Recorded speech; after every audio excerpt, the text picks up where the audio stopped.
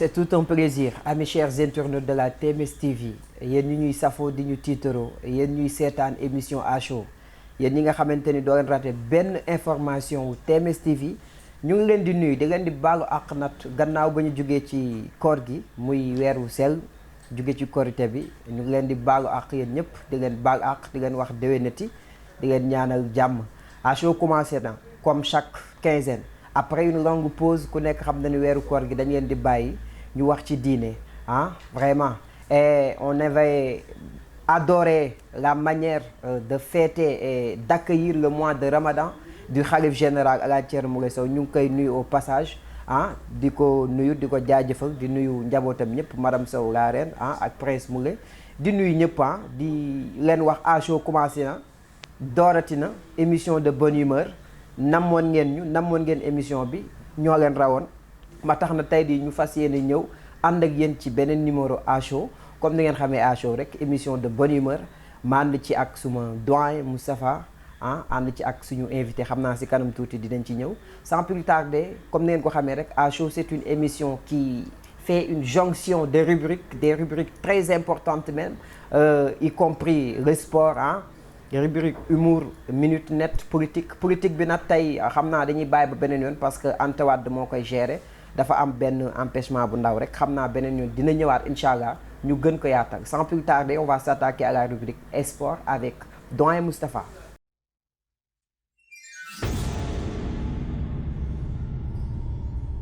ñëwaat nañu ci seen émission à chaud comme ni ngeen ko xamee rubrique sport c'est très important.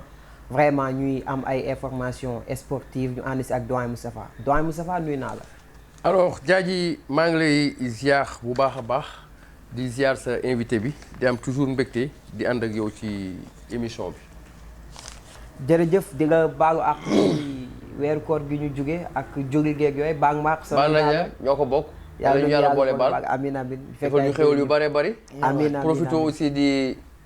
ziare borom kër gi di le khalife général di Alaaji Thierno Moule Sow di ko jox wàccuwaayam di ziar madame Sow la reine di ziar aussi prince Moule mu dem ba sut ay waajuram mais xam nga di sëriñ bi aussi démb moo nekkoon anniversaire am donc ñu ngi koy ñaanal gudd fan ak wér gi yaram di ko bàyyee ak yàlla suñu borom. happy birthday to you au grand maréchal le brodé Diène Alaaji Thierno Moule Sow happy birthday sëriñ bi yaa xam li nga bëgg yàlla na ko yàlla defal. longue vie de la part du groupe de la TMS TV ñëpp a nga koy souhaité di nga ñaanal gudd fan. doyen Moustapha gis nañu semaine bi ñu génn sport am na information yu bari bi ñu ci gën a gis nat mooy Sadio Mané est le rêve de l'Europe ñëpp ko bëgg. club yëpp ko bëgg. Sadio Mané le rêve de l'Europe lay wax ci loolu. waaw loolu defe naa sant yàlla la ah parce que boo xoolee. Sadio Mané fi mu déparé ba fi mu tollu tey nga xam ni liggéey rek a wóor mais gëm sa bopp rek a wóor parce que Sadio Mané dafa liggéey mais dafa gëm boppam imposé wu avant muy dem Angleterre am na ci yeneen club yu mu nekkoon lu mel ni Salzbourg mu imposé fa bu baax a baax ah gars yi xool xam ni c'est un joueur vraiment talentueux. donc mu nekk li ci gën a neex mooy xale bu yaru mais xale bu am diine. donc xale bu am diine mais xale bu yëngu ci wàllum social. très social. waaw xale bu yëngu ci wàllum social. mu nekk loo xam ni nag vraiment lu am solo la. moo tax bettuma li muy def nii yàlla suñu borom moo ko ci wuyu si bu baax a baax parce que Sadio moi je me dis que même en dehors du football. yàlla suñu borom am na lu mu def ci moom. am na lu mu def ci moom gis nga moo tax ñu gagné la Coupe d'Afrique mu nekkoon la 33e édition bi amoon ca Cameroun. mu nekk dans l'histoire du Sénégal une première ñu gagné Coupe d'Afrique. toute première waaw. ah Sadio Mané nga gis également Sadio Mané actuellement mi ngi finalu Ligue des Champions. mu nekk 3e finale bi nga xam ni en moins de 5 ans Liverpool ñu ngi koy def tey nii ci samedi bii nii sax à 15h30 Liverpool war na finalu ak Chelsea. mooy final. FA Cup bi waaw FA Cup bi tey. donc kon nga gis Sadio mi ngi sur une très bonne dynamique. ba pare qualifié aussi Sénégal ci coupe du monde bi nga xam ni mi ngi war a am ci mois de décembre ca Qatar. donc Sadio tey actuellement fait partie parmi les meilleurs joueurs du monde les 10 meilleurs joueurs du monde. bu ñu demee bay wax que ni moom ak. Benzema tey ñooy xëccoo ballon d'or bi defe naa ni boo ma laajee qu'est-ce qui sera déterminant. lan moo war a def la différence pour man c'est le 28 mai en France au Stade de France ci finale bi nga xam ne war na opposer Liverpool ak Real Madrid. ñu bëri nag ñi ngi wax que ni. parce que moo leen war a départager. voilà ok ñu bëri ñi ngi wax que ni finale boobu moom déjà ki nga xam ne moo ëpp chance pour gagner ko mooy Liverpool nee nañ moo ëpp doole. mais xam nga une finale ça ne se joue pas ça se gagne. donc le résultat immédiat donc am naa yaakaar daal jour final bi le 28 mai ki nga xam ni moo ci gën a def prestation ci jour boobu entre Sadio Mané ak Benzema. defe naa ni. mooy jël ballon d'or bi. Amine ñu ngi ko koy ñaanal nag parce que c'est une fierté sénégalaise ci domaine bu muy yëngu di ko ñaanal yàlla na jël ballon d'or bi yàlla na gagné Ligue des champions bi. gis nañu aussi am na beneen information lu ci mel ni blessure yu am comme Bouna Sarr Bamba Dieng ak Pape Matar Sarr ak Salif Ciss ñoom ils sont incertains pour préparation éliminatoire CAN 2023. waaw parce que dans un mois. war nañ football suñu première rencontre fii au stade Me Abdoulaye Wade donc ci blessure yooyu nga tudd d'ailleurs moo tax d'ailleurs Aliou Cissé moom il a même intérêt à ce que mu xoolaat dans le championnat local mais également à l'étranger xool nan lay pallier à ces absences là parce que xam nga dans une équipe nul n'est indispensable. parce que coupe du monde bi boo xoolee sori na. fii ak mois de décembre la des na donc ay 6 mois 5 mois. coupe d'Afrique bi éliminatoire aussi des na fii ak 1 mois ci diggante bi. lu nekk mën na ci xew. parce que à tout moment footballeurs yi mën nañ blessé.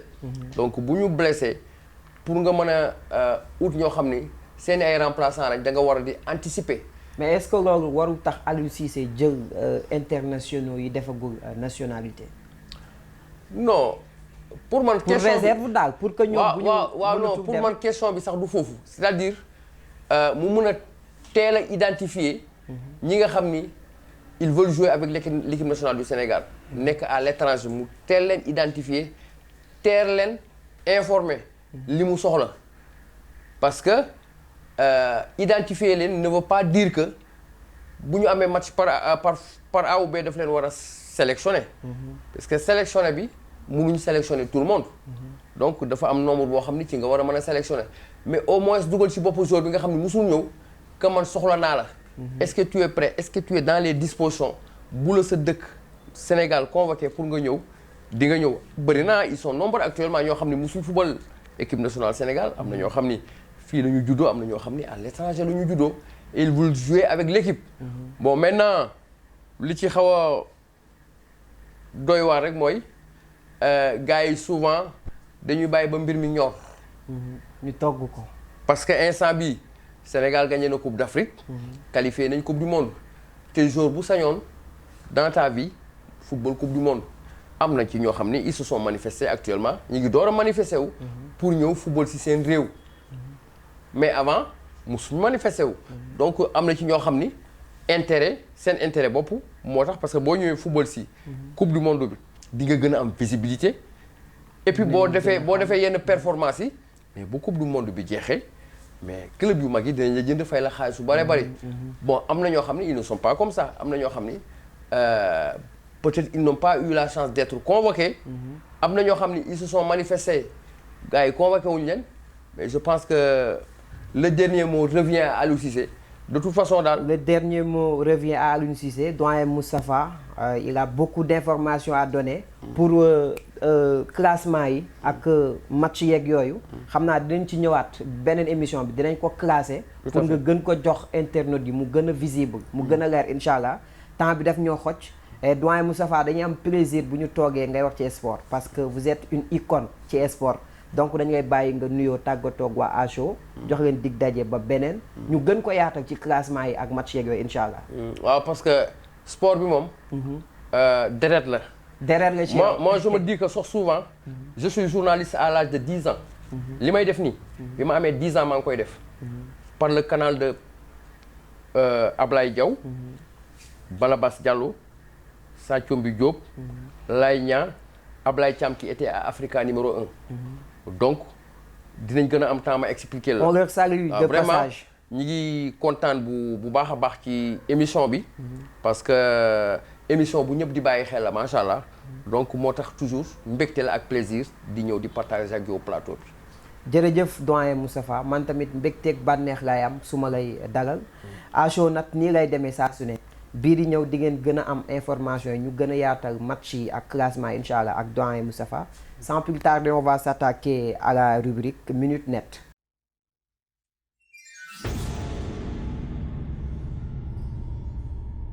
ñëwaat nañu ci émission à chaud l'émission de bonne humeur ci rubrique Minute Net Minute Net c'est une rubrique boo xamante ni day joxe bépp actualité bu nekk ci internet bi ci quinzaine bi ñu am à chaud nat nii la émission la boo xamante ni ay rubrique yu am sens ñoo fi nekk fas yéene leen jox ay information yi ngeen yittewoo l'affaire Dubaï Porta-Potty doon na affaire boo xamante ni marqué nañu tamit ci semaine yi ñu génn parce que ay jigéen ñoo xamante ni elles sont des africaines y compris des sénégalaises aussi ak yeneen nationalité aussi dem nañu fee nga xamante ni mooy Dubaï di jaay seen bopp et aussi ñu leen di fay ay xaalis ñuy sëy ak ay mala ah c'est pas normal aussi dañu naan jigéen sa fierté mooy sa bopp sa doole mooy sa ndaw aussi bu ñu demee ba jigéen mën a dem di jaay boppam ndax xaalis ndax luxe ndax après boo ñëwee ñi ni di la xool ndax matériel aussi jaru ko da doon affaire boo xamante ni c'est récurrente ñëpp a ngi ciy wax aussi ñëpp a ngi ciy wax am na ay faits yu bari vidéo yi nekk génn na ci aussi mais duñ ci sori parce que c'est quelque chose à déplorer bu ñuy wax daal mooy ña ca nekk yàlla na leen yàlla soppi te loolu noonu baaxul ñi koy gis aussi ak jànk ju ndaw ji nekk ci réew mi ak ñi nekk ci Afrique bu ñu roy ñooñu parce que affaire boo xamante ni la bon man je dis même c'est une violation parce que nit image am li muy xool dafa am fu mu war a yem am ay capacité donc il ne faut pas violer sa capacité de visionner donc aussi mu doonoon loo xamante ni marqué nañu ci semaine yi ñu génn torop ñu ngi koy déplorer di ñaanal ña fa ne man damay ñaan yàlla na leen yàlla soppi yàlla na leen yàlla soppi ci barke Yonent bi et aussi am na benn affaire boo xamante ni xew na dañ koy déplorer doyen Moustapha xam naa dinaa la interpeller mooy affaire câble bi ñu sectionné câble terre bi ñu sectionné parce que tamit bu nit ñi di defar ñi di yàq réew mi du mës a baax man je dis Afrique dañu naan dañoo yeewu mais nit ku yeewu mooy ki nga xamante ni da nga kaa fekk mu ne nga yee ko mu jug taxaw boo ko waxee mu tontu et il est lucide mais léegi dañ africain daal mooy koo xamante ni dañ kaa fekk ci lal ñu yee ko mu jug toog taxaw ñuy wax ak moom te duñu tontu ñun donc dañoo yeewu di nelaw quoi très sincèrement loolu doon affaire bu metti bu ñi di defar ñi di yàq réew mi du mus a baax terre bi ay nit ñoo fay dem ay nit ñoo fay voyager donc buñ ko yàqee rek dina am ñoo xamante ni dina leen porter préjudice doyen Moustapha 30 secondes rek way wax ci loolu. waaw laaj nga ma question bu am solo ña dagg 60 mètres yooyu. ñooñu moom ñu xam mbir mi lañ. parce que fa ñu ko daggee. am na ay fil yu nekk ci à côté yoo xam ni haute tension la ñoo xam ni boo ko laalee àllaaxira nga jëm. courant bi da lay 25 mètres da lay maas. donc ñu dem dagg yeneen yi nga xam ni dara du leen ci fekk kon ñooñu déjà ils sont dans le milieu xam nañ ko bu baax a baax. bon maintenant la question que je me pose est-ce que amul ñu nekk seen ginnaaw parce que imaginez mënoon na causer accident boo xam ni. day am ay morts yu bëree bari. kon réew mi instant bi kenn dootul tal lenn ci loolu la ñuy wax au Sénégal. maintenant xaw ma ndax am na ñu nekk seen ginnaaw ou pas mais xam naa ni police instant bi mi ngi ci ay pistes yu sérieuses yoo xam ni c'est des questions d'heures et de minutes pour ñu jàpp leen loolu nag du lu bees ci réew mi. parce que bu ñu nekkee ci dëkk boo xam ni dafa am lu ñuy wax impunité. réew moo xam ni lu waay def dara du la ci fekk. mais nii rek lay demee. kenn du sanctionné. nii rek lay demee. et on interpelle la police ñu def ci leen war aussi neexul kenn parce que terre bi intérêt ñëpp la ñëpp ko bokk ñëpp ci voyager gis nañu aussi les élections législatives Bougane Gueye Dany ci investiture yi vraiment man tamit loolu dama koy mettre parce que man je dis la politique dafa war a am benn liberté ñëpp di ci bokk aussi mais bon c'est une affaire boo xamante ni dafa bari luñ ci war a rëj mbëcc xam naa dinañu bàyyi ñu gérer émission politique yu nekk ci télé bi ñu def ci ay émission gën ko yaatal ak suñu ay doyen et je dis jarul ñuy rayante Bougane jàll na wala jàllul politique bi ñëpp ko bokk Bougane intérêt réew mi moom moo ko soxal jarul kenn di wàcc ci réew mi di rayante jarul kenn nekk fii di xeex ak saagante parce que man je dis xeexoo day àndi xiif te xeexoo dina yóbbu nit ci ñàkk te ñàkk day àndi siif bu ñu nekk fii di rayante ndax politique parce que jaru ko politique c'est une gestion pour un pays donc nañ ko ñëpp xamee noonu gis nañu aussi ci semaine bi Barthélémy Diaz aussi moom dafa mel ni mairie de Dakar Yewwi Askan Wi de la ville de mairie de Dakar moom dafa mel ni ci investiture yi dañ kaa bëggoon téye gis nañu aussi dem na fee nga xamante ni mooy daaf bëgg a forcer et il avait manifesté taxaw wax ay moowam vraiment moom tamit mu doon koo xamante ni c'est un vrai patriote ñu ngi koy nuyu aussi parce que mais nag juum na non def na juumte man je dis parce que warul en tant que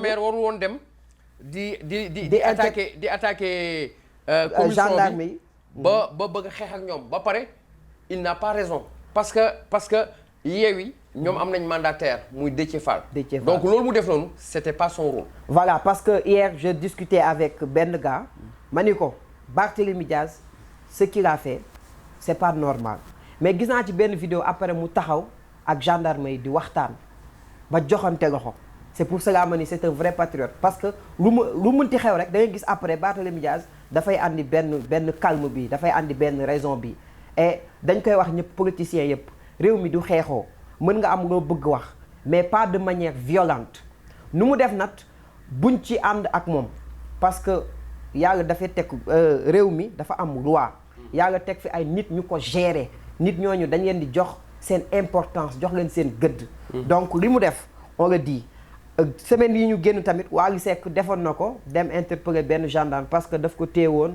vraiment il a raison ou pas mais gendarme kenn du ko harceler kenn du harceler gendarme c'est une leçon rek kenn du ko harceler qu'importe loo mën a wax wala raison ba mën a am kenn du ko harceler mais de manière générale et pour gagner du temps dañuy wax rek Barthélémy Diaz na bàyyi li muy def Sonko na bàyyi li muy def Macky Sall na bàyyi li muy def dañu xamante ni politique intérêt réew mi ñëpp la lépp lu mën a xew rek ñun ñoo ko bokk Minute Net loolu leen andi woon rubrique Minute Net information yi bari na torop mais dañuy tënk rek xam naa dinañ ko gën a yaatalaat ci émission yi fi nekk ak suñu ay doyen sans plus tarder tamit xam naa Anta Wade waroon na fi nekk ci rubrique politique ñu gën ko yaatal sans plus tarder on va s'attaquer à la rubrique humour avec Demba humoriste xam naa ñëwagu dafa xaw a tardé mais dinaa ko relayer ci rubrique bi nag tey dañ cee ànd ak un grand comédien vraiment Vito comédien jóge ba Mbour et je salue ce geste aussi ne ma vraiment frère dinaa jóge ba Mbour ndax yow ndax waa TMS TV kon donc dañuy saluer geste boobu sans plus tarder on va s'attaquer à la rubrique humour.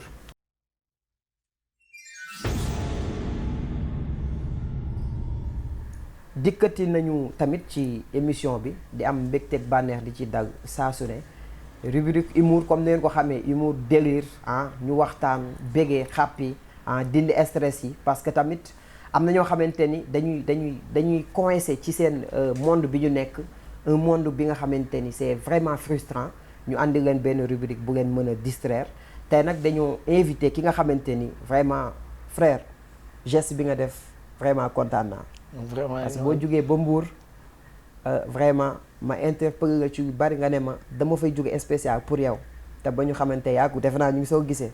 vraiment ñu ngi lay nuyu di la bàyyi nga dal ci émission à chaud. bon avant tout balaa ñoo commencé dama naan sa caméraman bi yaa ngi filmé kanam bu cher balaa ñoo xuus di dem en plus te tamit nit ki luñ la ci wul bul ci ndax boo cee yaa ci te yéen da ngeen métier moo tax ma sañcee te tey damaa ñëw tombeek sama nijaay bii di wax ne borom kër gi mooy su démb moo nekkoon anniversaire am waaw di ko waaw Alaaji Cerno Moulay Sow di ko ñaanal yàlla gudd mu am may ko gudd fan ak wér ko bañi tamit dëddu ni Mbampux dëddoo Touba yàlla may ko tawféex moo xam li mu bëgg tamit yàlla na ko yàlla mottali daal waaw ñun loolu rek mooy suñu kii daal mais ab bu dul loolu tamit bu weesoo di la sant yow mii tamit parce que tamit gis nañ bu baax a baax ni ñu taxawoo ba ni ñu egsee fii nii c'est un grand plaisir pour nous. C'est réciproque, c'est partagé. Vraiment, merci Vito le comédien. Gis nañ ko aussi, c'est un grand TikToker. Et il a une forte communauté aussi. Tu as combien de communautés sur TikTok abonnés yeeg followers yeeg yooyu? 222 000 abonnés et 1 million presque deuxièmement. Mais si dama la am lu ma bëggoon leeral juste rek parce que moi je suis pas un TikToker quand même. Bon, je suis un artiste comédien. Ah, Vito le comédien artiste comédien wuute na ak TikToker parce que TikToker ba ma ne mën naa ne TikTok ba mu commencé ak léegi sax motu sax du ma ne mën na sax 5 ans et 3 ans lay am wala 4 ans. Donc man je ne suis pas payé pour TikTok mais artiste comédien et pour humour rek consort. Voilà. Ok, je comprends. Il a fait la nuance entre TikToker et comédien. Bon, mën nañu xam comédie bi ngay def. Bon, c'est héréditaire donc ko donnu wala qu'est-ce qu'il y a lu xew ci comédie bi. Bon voilà comédie bi moom depuis case du tout petit la parce que yaakaar naa ne case du tout petit ku fa nekk di nga am benn semaine boo xamante ne da ngeen dem mairie def genre une semaine culturelle ak yooyu. Depuis ba may xale la man. Bon ñu yóbbu ma mairie genre def benn pièce théâtrale mooy comme jëlee coton affaire yooyu noonu. Affaire bi nag fa la ma commencé di ma kii. Après ma ñëw primaire ñu def tamit. Genre fête et comme première fête ñuy def ma percé waat ci loolu tamit après tamit ma dem ba collège tamit noonu affaire yi nag gën ma ëpp doole après nag ma xam ne lii nekkul loo xamante ne lu hasard la ci man daal après ma percé ci même à l'école je faisais du n'importe quoi damay toog en plein cours di semer le bordel wala di def loo xamante ne mooy loolu benn mot rek su ma ko waxaan ci classe bi da ngaa neex mooy loolu noonu kenn du kii daal. dafa neex c'est un grand comédien. c'est pour cela que nag mooy. D'où vient l'inspiration Vito li muy def yëpp parce que maa ngi gis sa benn vidéo maa ngi koy wax sànq. xam naa après dañ ci gën a waxtaan maa yow en privé loolu moom xaw ma lu mu doon moom Vito inspiration fu muy jugee. non xam nga rek inspiration moom dafa yow mii sax bu ma lay xool mun naa di inspiré wu. parce que bu fekkee jàmm rek. non si jàmm bu fekkee nit nga. nit ki moom yoroo nit moom munul am leneen lu dul xel te nit rek la mun a doon. par exemple yooyu da ngay wax di nga am na mot booy wax wala am na looy wax sax automatiquement sama xel day am tap ci lu mu dem loolu c'est à garder nga jël ko nga def nii mooy loolu ak keneen lu muy waxaat wala leneen li ngay dox tamit di gis ak yow say propre imagination force inspiration bi day ñëw mooy loolu ak tamit xëy na tamit mag mi ma yar tamit loolu tamit da ciy jouer peut-être vraiment parce que aussi c'est très important maa ngi gis ngay wax ay wax yoo xamante ne vraiment am na solo et dama koy wax aussi am na vidéo bi ma lay wax yaa ngi ciy joxe leçon que sportif dafay téye boppam dafay am benn hygiène de vie dafay sacrifier wu boo bëggee dara faw nga def dara quoi vraiment ñu lay saluer ci loolu parce que le Sénégal a besoin de cette de cette jeunesse compétente de cette jeunesse intellectuelle vraiment on a besoin de ça moom ci humour bi muy def ak comédie bi muy def mu ngi ciy passer ay leçons de morale yu am sens mais Vito tey la ñuy may.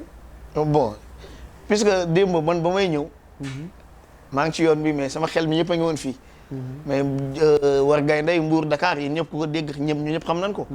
maag sama benn papa ñoo bokkoon oto bi moo nekkoon sama kanam man maa ngi si ginnaaw ak beneen frère bu nekk ci kanam maanaam benn xale bu jigéen daal. bon nu ñuy intercepté pour yéeg ci kaw tali bi am na beneen bus bu doon intercepté moom tamit di yéeg xam nga chauffeur bi di laal frein pas bi tiit na ba buddi moteur oto bi génn naan mucc naa ak samay bagage alhamdulilah bu ma muccaale ak samay bagage te moteur oto bi nga dindi. waaw tiit ba daa may xamoo tiit xanaa. mais sérieux ak sa diggante ga. non du caaxaan tiit t'as rien compris. mais xamoo li tiit tey jii boo tiitoon mun nga sauter balcon bi. absolument. sans autant nga bàyyi ci xel. waaw mais tiit moo demee noonu. te doo gaañu. deret du la ci fekk.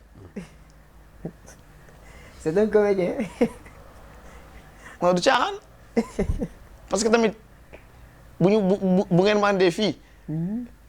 dañoo war a waxante dëgg. non dañoo war a waxante dëgg nijaay man rus naa di wax loo xam ne du dëgg sa kanam. man la mu gën a am benn mbir moo xam ne daf ma gën a marqué parce que dama am benn xale bu jigéen moo bokkal oto di dem marché. ñu ngi ci oto bi man ak moom ñu ànd dem marché ñu dem ba sori nañ quoi. mu jékki-jékki làmb gisul téléphone am te man ak moom ñoo toog si ginnaaw. mu ne ma sama téléphone ma ne ko soxna si yaa ngi may tooñ parce que man ak yow ñoo fi toog téléphone bi gisuma ko. insisté wax yaa jël sama téléphone ma ne ko attends defal nànk man quand même xool ma bu ma xoolee bu baax xam ne soxla ma sa téléphone mu ne ma si sama téléphone yaa ko jël dugg na fii génn fii. juste xam nga policier yi dañuy monter ci kaw tali bi.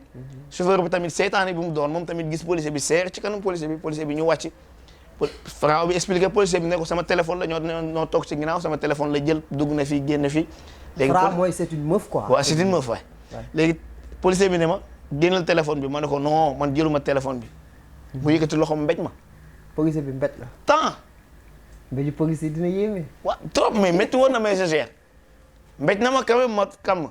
ma ne ko mais li ngay def nii c'est une grande erreur parce que yaa ngi may mbéj te man def ma la mu ne ma noppil te toi ma noppi. mu ne gel bi jox ma sa numéro gel bi jox ko numéro. mu woote yaayu gel bi wuyu à la maison ne ko dafay fàtte téléphone am. après gel bi rus yëkkati 50 000 jox ma ne ko non du ma ko laal. doo ko laal. mu teg ci 10 000 1060 ma ne ko je ne vais pas du ma ko xalaat ma koo laal. policier bi ci boppam génnee 10 000 tegoo ci 1070 000 ma ne ko du ma ko laal ni ñuy werante noonu si la ma sama maam yeewee ne ma il est l'heure demal di école.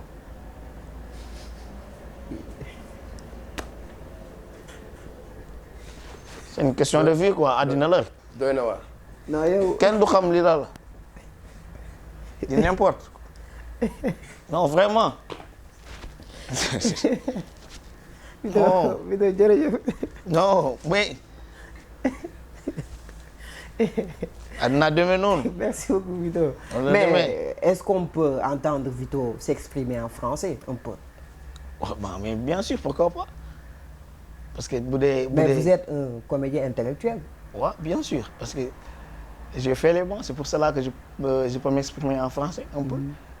Même si vous voulez en anglais en espagnol. yéen a xool oui. non en anglais moom on va réserver ça parce que jàngum géwël laa def quoi c'est à comprendre. bon man ci sama fit bu rëy. waaw ça me permet de parler toutes les langues. waaw c'est ça. sama fit bu rëy c'est l'encyclopédie il faut être encyclopédique. c'est vrai voilà neex na mais tamit lu neex du doy. Vito dina fi ñëwaat incha allah dina fi ñëwaat spécial émission boo xamante ni xam naa dinañ ko créer ci TMS parce que humour dafa baax quoi dafa baax loolu dañ koy bàyyi ak le khalife général des djinns ak doyen yi fi nekk ñu consulter si waxtaan si incha allah rabbi di nuyu ñëpp dañ ngay bàyyi nga nuyoo bala ñoo tëj émission bi. waaw xam nga rek tamit boo limee da ngay juum te boo juumee am ñu gis seen bopp. ñenn ñi sax mën nañu seen mérite. du ko jar comprendre rek dañ la comprendre. am nga maa ngi siyaar ñëpp rawatina sama maman chérie. sama maam moo ma yar. man moom laa am. et je l'aime énormément. mbaa nopp na ma nopp nga ma. non sama maam kooku xalaatuma ko bokk. non dama koy nangu sa loxo. non kooku c'est impossible. maa ngi koy nuyu tamit bu baax a baax a baax a baax xam nga. di commencer ci moom di ko tàmbalee ci moom di yem ci moom comme li ma la wax rek bu ma xuusee am ñu fàtte ñeneen ñi am na ñoo xam dinañ ci gis seen bopp te du ko jar mais sama alalu bopp yaakaar naa ku ma ci mere moo ma tooñ muy sama maam kon bàyyi ma nuyu sama maam ñeneen ñi tamit maa ngi leen nuyu ñoom ñëpp su ma limee damay juum ok bu ma limee damay juum tamit mooy loolu te tamit di la remercier bu baax a baax ci invitation bi c'est un grand plaisir kontaan nañ vraiment te tamit di rafetlu bu baax a baax jotaay bi ak seen papa bi ñu ko bokkal muy wax lu neex di sport loo xamante ne ñun suñu bopp lañ koy dund mooy doyen Moustapha dañ ko bëgg loolu tamit tonton sport luñ bëgg la xam nga luñ neex la tamit te dañ koy dund moo tax buñ déggee ku ci wax dañuy neex te tamit dañ ci teewlu bu baax mais une fois yow tu as managé une équipe de football wala non man je n'ai kon yow li ngay wax ci football foo ko jëlee bon j'étais joueur ok continue j'étais joueur dinañ ci ñëwaat mooy waaw gu salaam gars di nuyu ñëpp daal. mu ngi nuyu ñëpp mu ngi nuyu waa Mbour ñëpp mu ngi nuyu fépp ñëpp ñi nga xamante ni dañ koy béggee ak fépp fi nga xamante ni am na fa ay fans mu ngi fay nuyu ñëpp di nuyu ñëpp doyen Moustapha nañ nga bàyyi nga tàggatoo ba beneen rek ba nga ñëw tëj. waaw amoon nañ mbégte lool participer ci émission bi. comme on a l'habitude de le faire di. nuyu di féliciter aussi artiste comédien bi. c'est un grand artiste je le dis. waaw parce que li mu fi jot a développé rek defe naa ni loolu am na solo. il a du talent. et puis il est encore jeune. bu am avenir la di ko wax rek bu mu yàkkamti. parce que li war a xew ëllëg yàlla rek moo ko xam. waaw ñu ngi lay jaajëfal bu baax a baax. di nuyu également suñu mbokku internautes yi ak téléspectateurs yi nga xam ne ñu ngi bàyyi xel. di ziaraat Alaaji Thierno Moule Sow. di xalif général des Jinne. jërëjëf ñu ngi koy jaar di ko waxaat encore une fois happy birthday yàlla na dund lu bari dund ba doomam di ko feeteel incha allah rabbi di nuyu équipe technique bi di nuyu internet yu ñuy seetaan et on vous dit dem ngeen ci page TMS TV ngeen abonné bës cloche de notification yi pour jot suñu ay information Acho lii la woon j'espère que kontaan ngeen ñun tamit kontaan nañu di leen jox dig daje ba beneen jërë ngeen jëf.